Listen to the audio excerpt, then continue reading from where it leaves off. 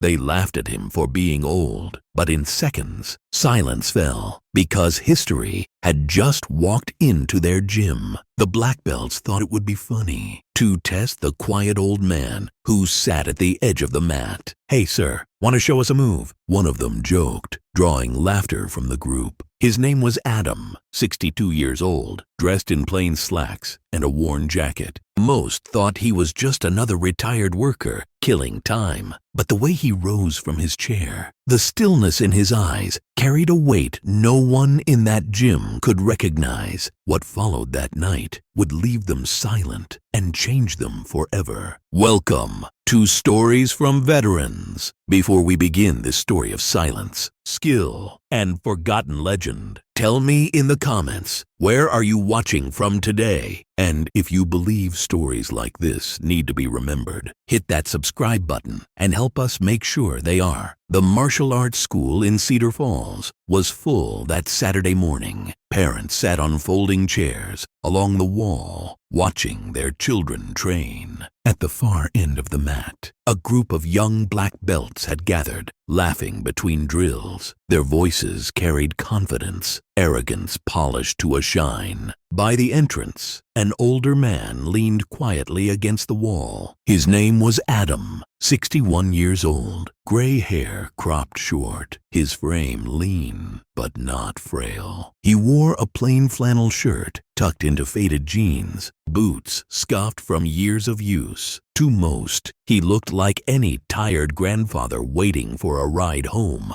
"Hey, old-timer," one of the younger men called, grinning as he gestured. His name was Ryan Briggs, 23, black belt tied too tight, uniform crisp and spotless. "You here to sign up or just watching the kids?" His friends chuckled. Adam didn't answer. He only gave a polite nod, folding his hands in front of him. "Careful," another joked. "He might be here to show us how it was done back in the war." Laughter followed, careless, sharp. The parents in the chairs smiled nervously, not wanting to get involved. Adam shifted slightly, eyes calm. He didn't smile, didn't frown, just maintained quiet stillness. Ryan smirked. "Tell you what, why don't you come out here? Show us a move or two. We could use the entertainment." His friends laughed louder, clapping each other on the back. The air in the room changed, but only slightly. Some of the older parents looked away, embarrassed by the mockery. Adam's left hand brushed the edge of his sleeve. There, just beneath the cuff, was a faded scar, long, straight, pale against weathered skin. He adjusted the cuff, covering it again. He spoke at last, voice low, steady. "No need for that. Nothing more." Ryan spread his arms wide. "Come on, sir. Just a little fun.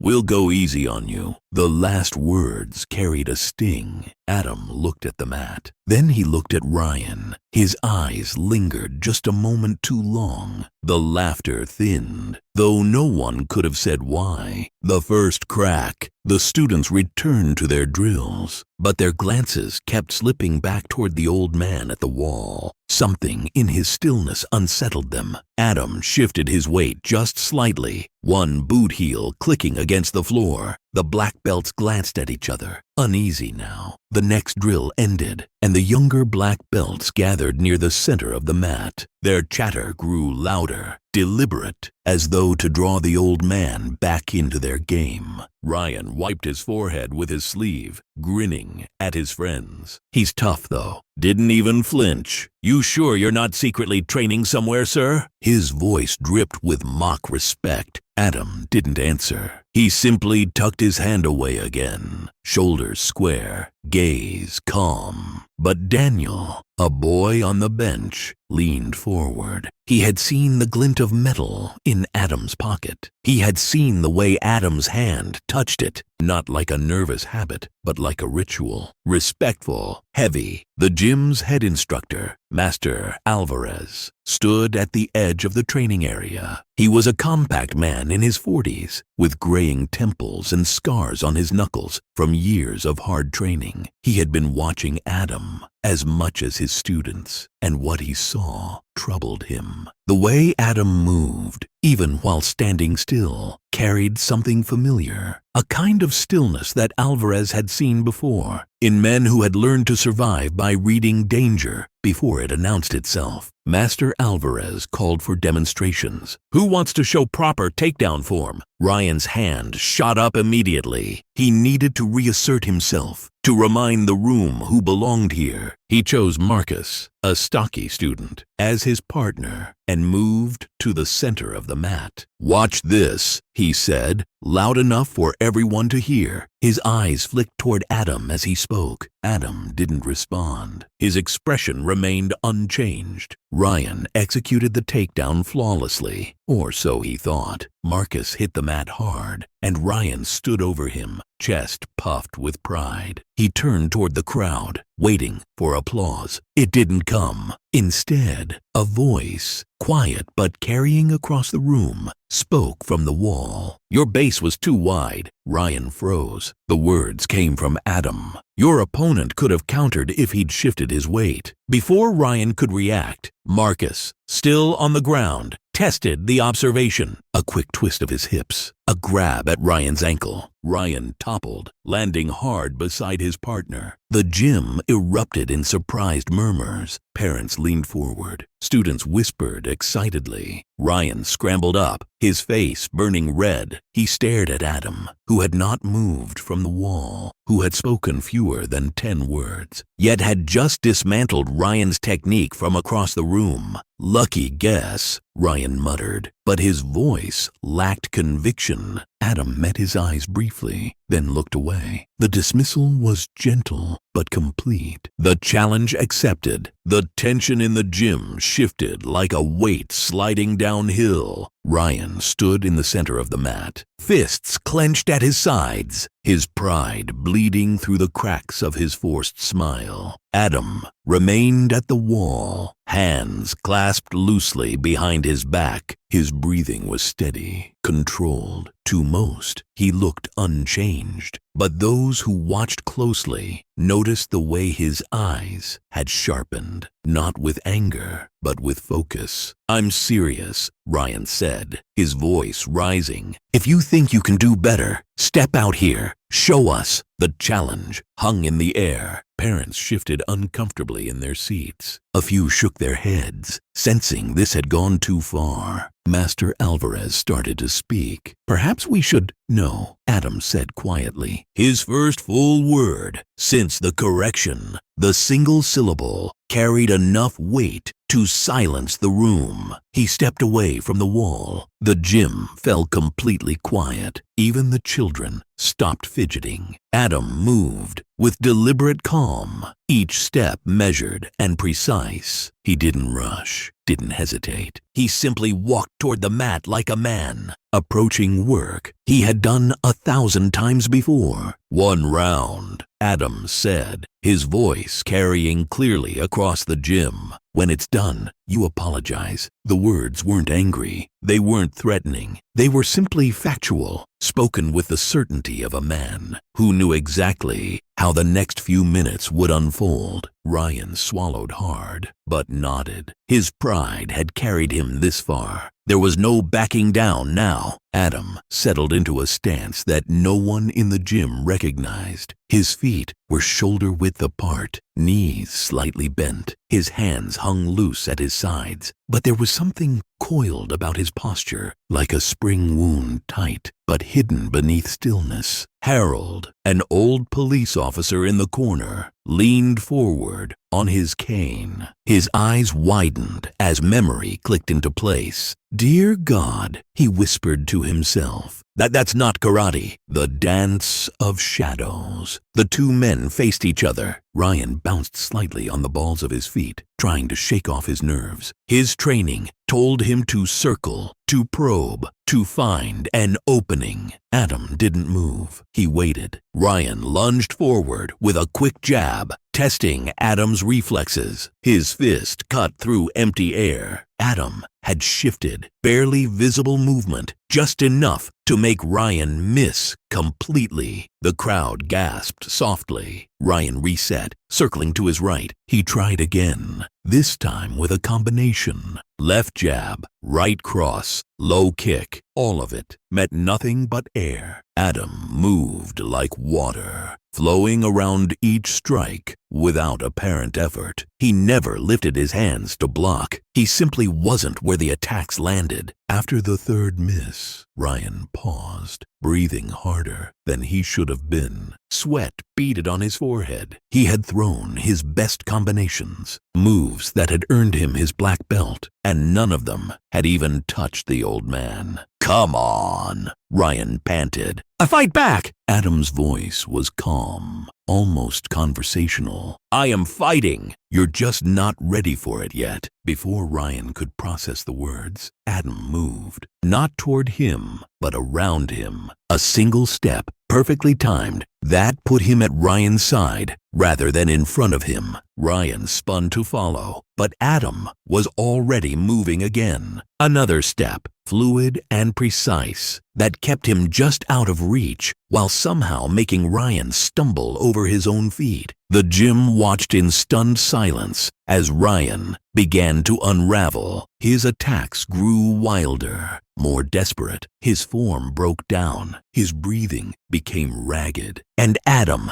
hadn't thrown a single strike. Master Alvarez's jaw dropped slightly. He had been teaching martial arts for 3 decades, but he had never seen anything like this. This wasn't fighting. This was artistry. This was something taught in places where losing meant more than points or pride. Ryan, desperate now, charged forward with everything he had. A wild haymaker aimed at Adam's head. Adam stepped inside the punch, closer to Ryan than anyone expected. His left hand rose, not to block, but to guide Ryan's arm past him. His right hand pressed gently against Ryan's chest. The touch was light, almost friendly, but Ryan's forward momentum, combined with Adam's precise redirection, sent him tumbling across the mat. He rolled once, twice, and came to a stop at the feet of the other black belts. Silence. Ryan lay still for a moment, staring up at the ceiling, his chest heaving. When he finally sat up, his eyes were different. The arrogance was gone. In its place was something that looked almost like fear. Adam stood where he was, hands at his sides, breathing calmly. He hadn't broken a sweat. "Your technique is good," he said quietly, "but you fight with your ego, not your mind. That'll get you hurt in the real world." The truth revealed. Harold struggled to his feet, leaning heavily on his cane. His voice shook as he spoke. "Adam," he said, his words carrying across the silent gym.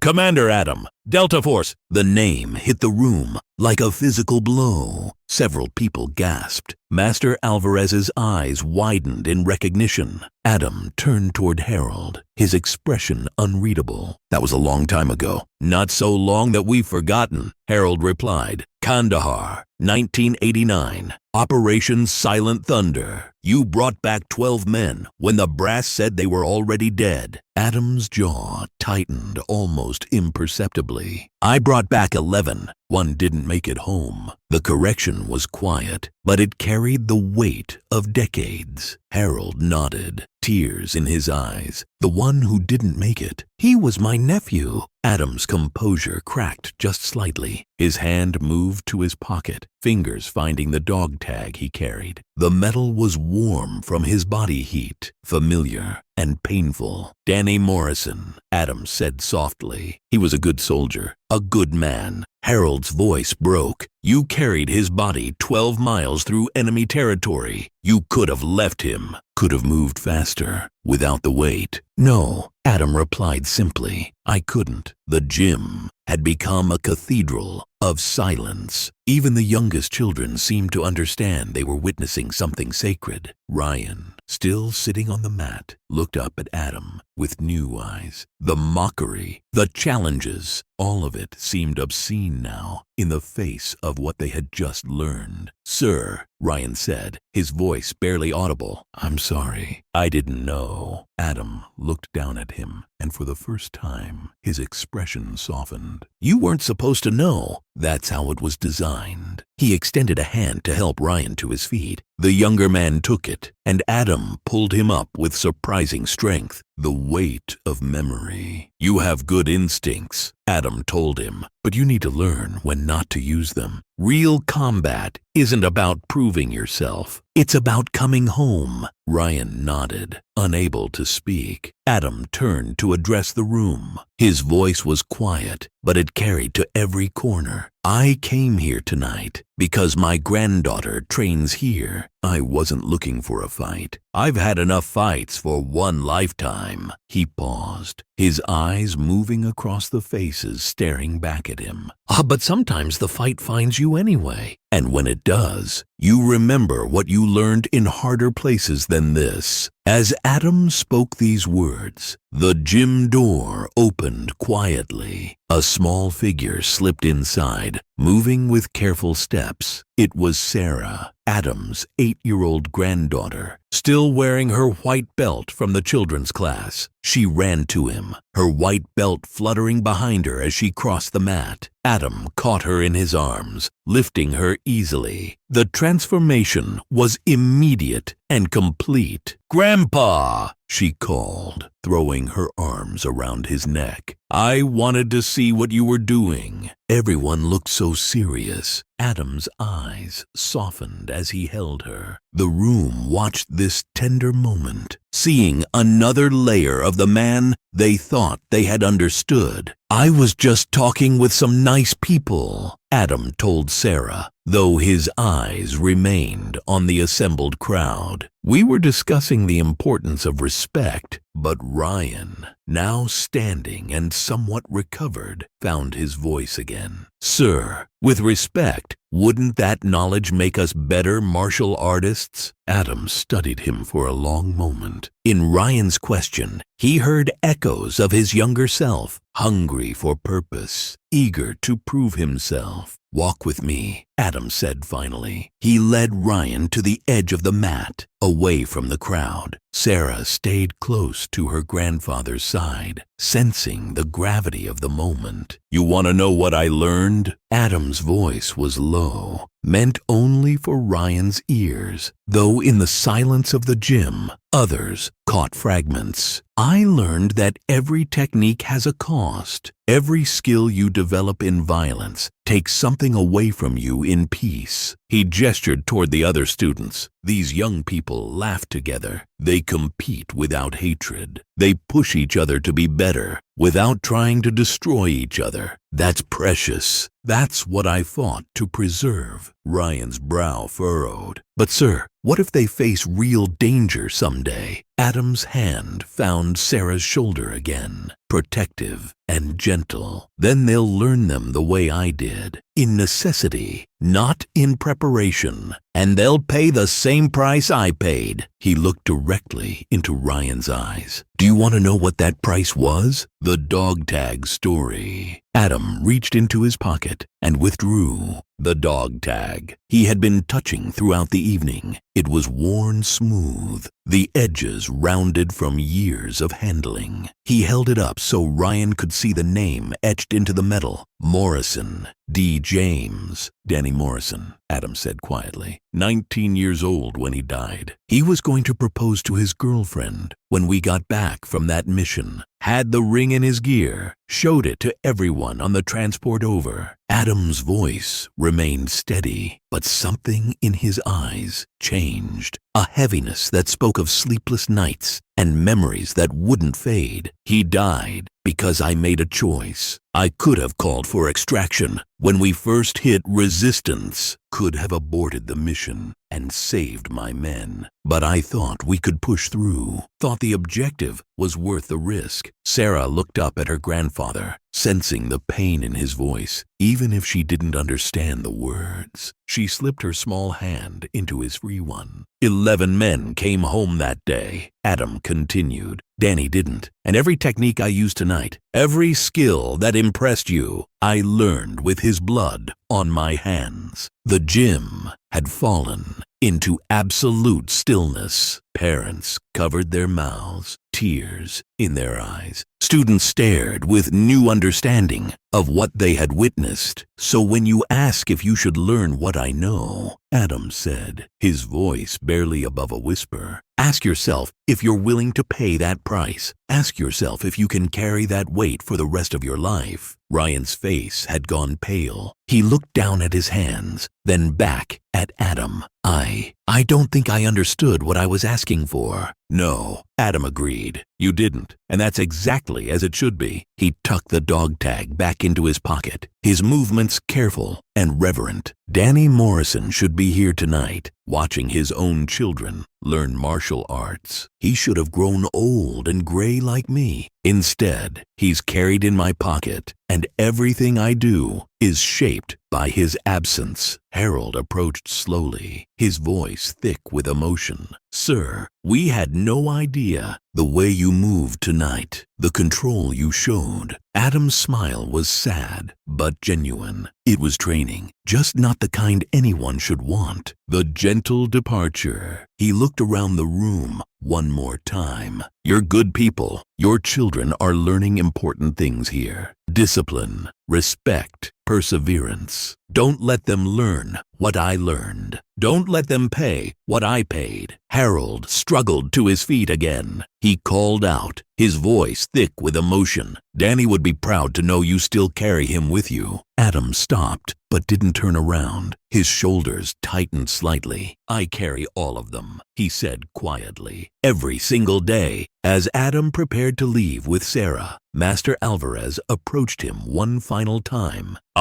Sir, I want you to know what happened here tonight. It's changed us, all of us. We won't forget. Adam nodded slowly. Just remember that the strongest person in any room is usually the one who doesn't need to prove it. He picked up his boots and began putting them back on. You're good kids, he said to the black belts, but remember that real strength protects. It doesn't seek to prove itself. Then he walked out into the night, carrying Sarah, leaving behind a gym full of people who would never again mistake silence for weakness. Master Alvarez was the first to speak after they left. He addressed his students, but his voice was different now, quieter, more respectful. Class dismissed, he said simply. Practice what you learned tonight, not the techniques, the humility. As the students began to file out, Ryan remained on the mat, staring at the spot where Adam had stood. The other black belts gathered around him, but no one spoke. They had all been changed by what they witnessed. Harold approached the group, moving slowly with his cane. He looked at each young face, seeing his own youth reflected back at him.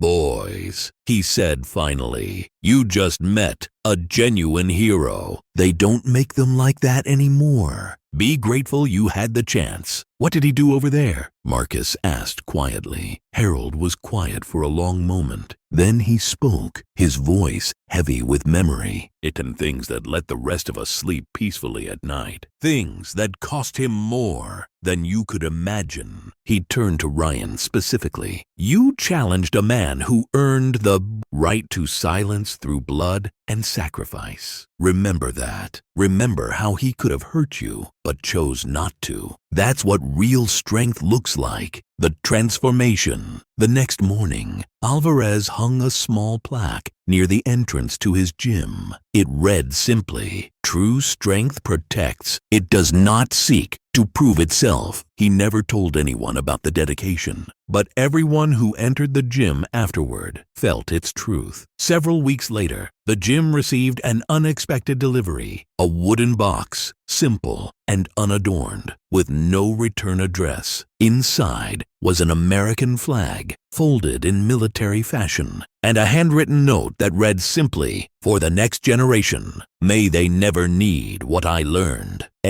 Master Alvarez held the flag with trembling hands, understanding the weight of the gift. This wasn't just cloth and thread. This was a symbol of everything Adam had fought for, everything he had lost, and everything he hoped the young people in this gym would never have to experience. The flag was mounted in a case and hung beside the entrance, where everyone who entered would see it. Below it, Alvarez placed the plaque he had written, creating a small shrine to the lesson Adam had taught them all. Ryan had changed profoundly in the months following his encounter with Adam. The cocky young man who had mocked an old grandfather had evolved into something deeper, more thoughtful. He still trained hard, still competed, but his approach was fundamentally different now. He began volunteering with the youth program, working with children who reminded him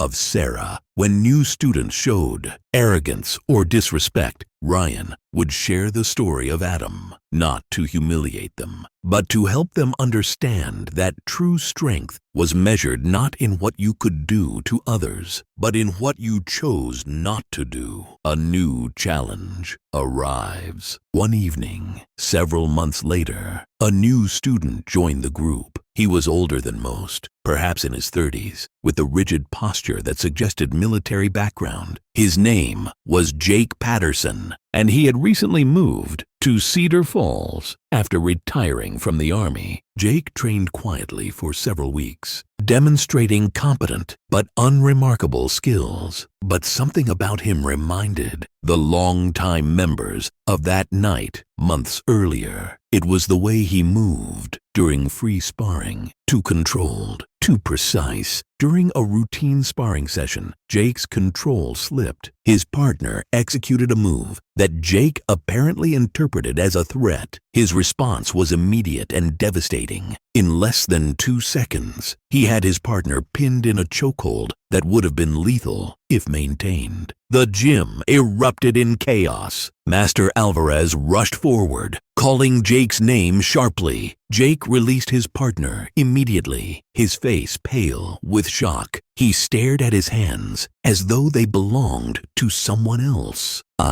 I'm sorry. I didn't mean to. I thought He couldn't finish the sentence. Ryan approached Jake slowly, hands visible, moving with careful non-aggression. When did you get back? Get back? From deployment. When did you come home? Jake's face crumpled slightly. 4 months ago, Afghanistan. The pieces clicked into place for Ryan. This wasn't like Adam's situation. Adam had decades to process his experiences. Jake was still raw, still living partially in that other world where split-second violence meant survival. There was a man here, Ryan said carefully, a veteran, much older than you. He taught us something important about carrying what we've been through. Jake's eyes sharpened slightly. What did he teach you? Ryan thought about how to explain it, how to capture the essence of Adam's lesson. He taught us that the hardest battles aren't always the ones we fight against others. Sometimes they're the ones we fight against ourselves. Over the next hour, Ryan shared the story of Adam's visit. Not the dramatic parts, but the quiet moments. The way Adam had controlled himself, even under provocation.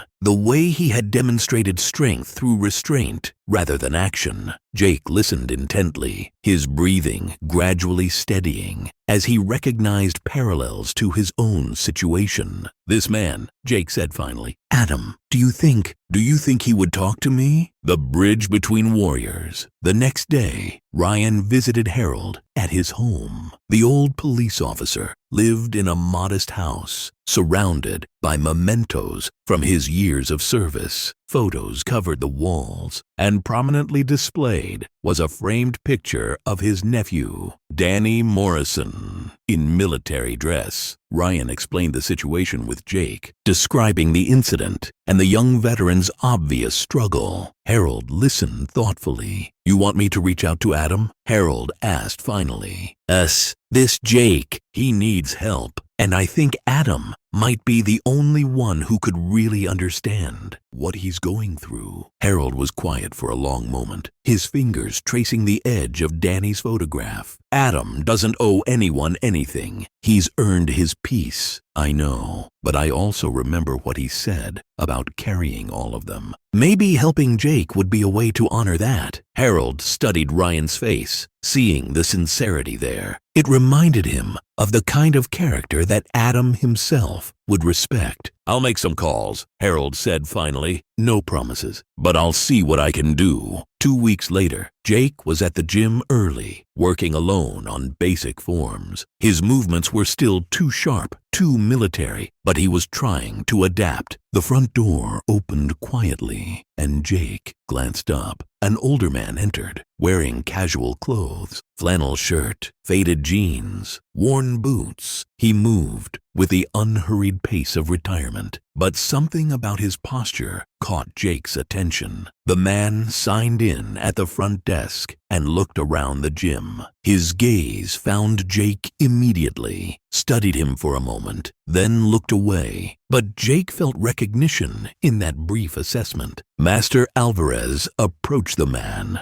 and they spoke quietly. After a few minutes, Alvarez gestured toward Jake. The older man nodded once and walked over. His steps were measured, deliberate. "You must be Jake," the man said, extending his hand. "I'm Adam." Jake's hand moved automatically to shake, but froze halfway there as recognition dawned. This was him, the veteran Ryan had told him about. "Sir," Jake said, his voice catching slightly, "I heard about what you did here." Adam's expression remained neutral. "I heard about what you did too. That's why I'm here." The conversation of understanding. They sat together on a bench at the edge of the mat. The gym continued its activities around them, but both men seemed to exist in a pocket of quiet, separate from the noise and movement. "How long since you've been back?" Adam asked. 4 months, Jake replied. "Feels like yesterday and a lifetime ago at the same time." Adam nodded. That feeling doesn't go away, but it changes, becomes more manageable. Does it? Jake's voice carried desperate hope, because right now, everything feels like a threat. "That's normal," Adam said simply. "Your brain learned to keep you alive in a place where everything actually was a threat. It's going to take time to unlearn that." Jake looked around the gym, seeing children practicing kicks, teenagers laughing between drills. How do you do it? How do you exist in this world after seeing what we've seen? Adam was quiet for a moment, his hand moving unconsciously to his pocket where the dog tag rested. "You find something worth protecting, something that reminds you why you fought in the first place." He gestured toward the young students. "Those kids will grow up in a world that's safer because of what you did over there. That matters, even if they never know it." "But what about when I lose control?" Jake's voice was barely above a whisper. "Then you learn from it," Adam replied. "You get help. You find people who understand, and you never stop trying to be better than what the war made you."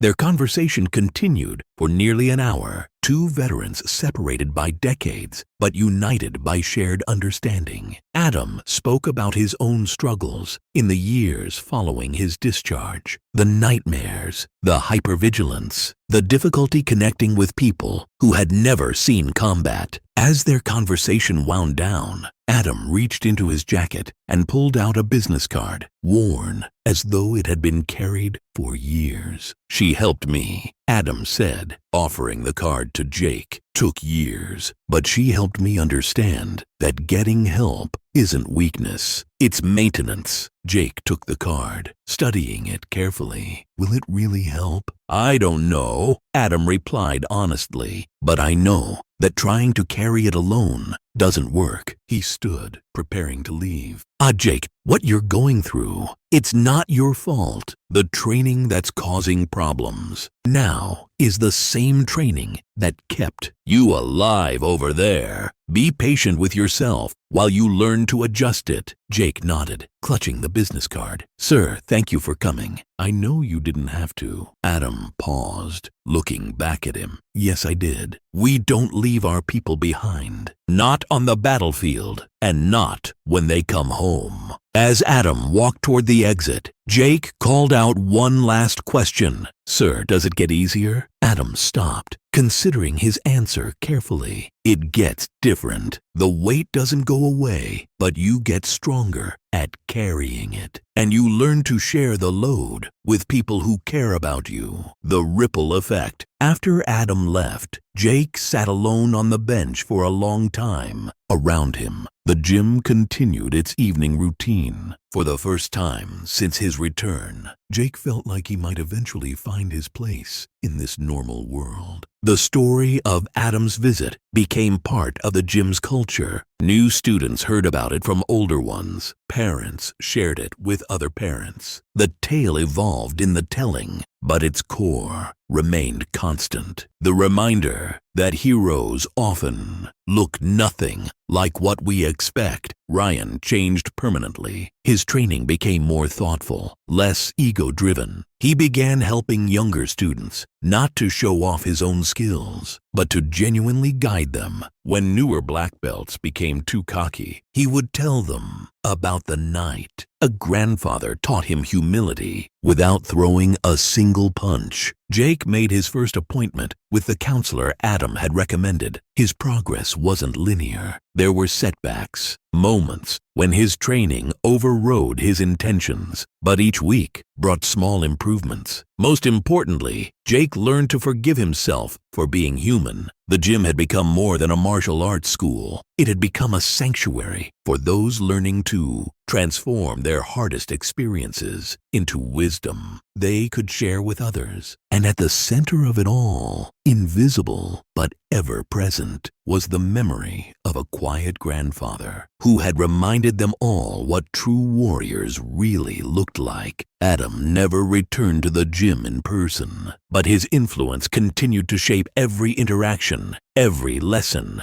every moment when someone chose understanding over judgment. His granddaughter Sarah grew older and more skilled, always carrying herself with the same quiet confidence her grandfather had demonstrated that night. Sometimes, other students would ask her about him, curious about the man who had become legend in their small corner of the world. Sarah would smile and say simply, "He's just my grandpa. But he taught me that being strong means taking care of people, not scaring them." And in those words, Adam's truest lesson lived on, passed from generation to generation, ensuring that the values he had fought to protect would continue long after his own story had ended. The legacy lives on. The evening air outside the gym carried the sounds of a peaceful town settling into night, children playing in yards, families gathering for dinner, the ordinary rhythms of life that men like Adam had sacrificed to preserve. It was a symphony of normalcy, beautiful precisely because it was unremarkable. And somewhere in that peaceful evening, Adam sat with his granddaughter, helping her with homework, reading bedtime stories, being exactly what he had always wanted to be. Not a warrior, not a hero, but simply a grandfather whose strength lay in love, not violence. The story of that night at the gym became part of local folklore, told and retold with variations, but always carrying the same core truth that heroes walk among us, quiet and unassuming, asking for nothing but respect, and offering in return the protection that allows the rest of us to live in peace. So now I ask you, did someone in your life teach you the true meaning of strength without ever raising their voice? Share their story below. Have you ever met someone like Adam? Someone who carried more than they showed, who possessed strength they chose not to display, Tell us what they taught you, because here at Stories from Veterans, we believe that the most powerful stories are often the quietest ones. Thank you for watching. If this story moved you, subscribe and help us keep these voices alive. We'll see you in the next one.